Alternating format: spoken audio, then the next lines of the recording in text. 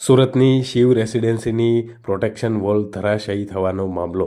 શિવ રેસિડેન્સીના લોકોએ રસ્તા પર ઉતરી અને ચક્કાજામ કર્યો. રસ્તા પર વાહનો રોકી અને વિરોધ નોંધાવ્યો. વિવાન પ્રોજેક્ટના બિલ્ડર સામે કાર્યવાહીની માંગ.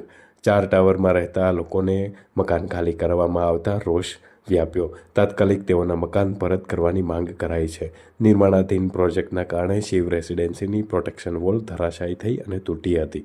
જે બાદ પાલિકા તંત્ર દ્વારા સલામતીના ભાગરૂપે 4 બિલ્ડિંગ ભયજનક સ્થિતિમાં મુકાતા ખાલી કરવામાં આવી હતી. તમારા ઘર છે, તમે રાતે ઘરે જશો, અમે કોના ઘરે જવાના? તમે કહેતા તમે પોલીસને પગે પડવા કરો છો. અમારી રિસ્પેક્ટ ચોરી કરીએ છે. એવા બરાબર